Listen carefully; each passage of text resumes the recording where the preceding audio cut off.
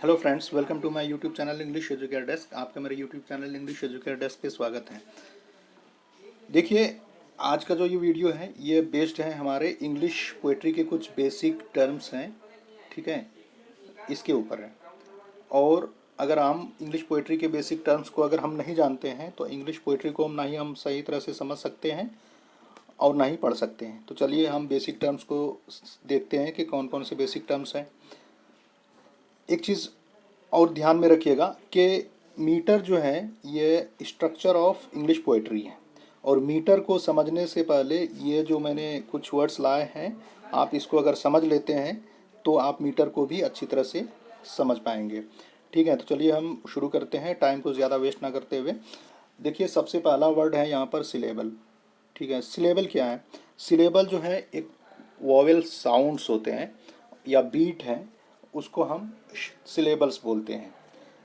ठीक है, इसका मैं एग्जांपल देख लेता हूँ। इंग्लिश जो है यहाँ पर इसमें दो सिलेबल्स पाए जा रहे हैं, जैसे इंग्लिश। इंग वन से एक सिलेबल हुआ, लिश दूसरा सिलेबल हुआ। ठीक है, तो यहाँ पर दो सिलेबल पाए जा रहे हैं। दूसरा और समझ जाइए कि के जो वर्ड जो होता है वो वर्ड को जो हम तोड़ करके जो हम बोलते हैं, चाहे वो स्ट्रेस करके बोलते हैं या अनस्ट्रेस करके बोलते हैं, मतलब स्ट्रांगली बोलते हैं या थोड़ा वीक करके बोलते हैं, तो वो उसी को हम सिलेबल्स बोलते हैं। इंग्लिश में दो सिलेबल्स पाए जा रहे हैं। और एक और एग्जांपल देख लीजिए, यहाँ पर SOME सम। सम है, इसमें सिंगल सिलेबल है। इसी तरह से और देख लीजिए, वन है, इसमें सिंगल सिलेबल है, टू, इसमें सिंगल सिलेबल है। ठीक है, तो सिलेबल्स क्या होते हैं? सिलेबल्स जो है इंग्लिश के वर्ड के जो स्ट्रेस या स्ट्रेस करके बोलते हैं, जो वर्ड को तोड़ करके जो हम बोलते हैं, स्पेल करते हैं, उसको हम सिलेबल बोलते हैं या सिलेबल्स बोलते हैं। ठीक है, उम्मीद है ये समझ में आ गया होगा। दूसरा हम चलते हैं, दूसरा है फुट। फुट क्या होता है? ये एक पैमाना है सिलेबल्स को, या मीटर मीटर है, या पैमाना है इंग्लिश पोएट्री को समझने के लिए। ठीक है, इसमें देखते हैं, इसमें क्या लिखा है? A pair of two syllables is called foot. ठीक है, देखिए इंग्लिश जो है, एग्जांपल जो पहले मैंने दिया था, इंग्लिश वर्ड, इंग्लिश या फादर या मदर, तो मदर, तो ये जो है ये इसमें दो सिलेबल्स पाए जा रहे हैं, तो ये एक फुट कहलाएगा। ठीक है, यही चीज़ यहाँ पर बताया है, a pair of two syllables is called foot. ठीक है, एक इसमें एग्जांपल भी दिया हुआ है, नेवर। नेवर, इसमें दो सिलेबल्स पाए जा रहे हैं। ठीक है, तो ये एक फुट हुआ।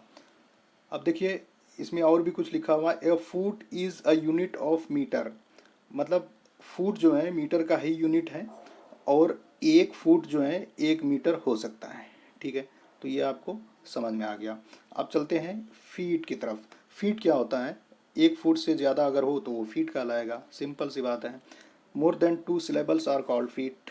ठीक है, ये आसान है। वर्स क्या होता है? वर्स जो होते हैं, वर्स या स्टेंजा, ये दोनों सेम है। ठीक है, स्टेंजा तो है दो लाइंस के पोएट्री को, या एक पोएम में दो दो लाइन के जो यूनिट होती हैं उसको हम स्टेंजा बोलते हैं। तो इसको हम देख लेते हैं। यहाँ पर मैंने क्या लिखा है? मेट्रिकली कंपोज्ड लाइन इज वर्स। मतलब ये हुआ कि इंग्लिश पोएट्री को लिखने या पढ़ने के लिए जो एक पैमाना है लिखने का, तो उस पैमाने के तहत, मतलब हर एक चीज़ को ख्याल रखा गया हो, मीटर का ख्याल रखा गया हो, राइम स्कीम का ख्याल रखा गया हो, तो उसको हम वर्स बोलते हैं। और वर्स एक स्टेंजा जो है वर्स हो सकता है, या वर्स जो है स्टेंजा हो सकता है। ठीक है, तो उम्मीद है कि ये भी आपको समझ में आ गया। अब चलते हैं मीटर की तरफ। ये पहले ही हमने बता दिया है कि मीटर क्या होता है। One foot is equivalent to one metre, मतलब कि मीटर हम तभी कहेंगे जब उसमें एक स्ट्रेस्ड सिलेबल होगा और दूसरा अनस्ट्रेस्ड सिलेबल होगा।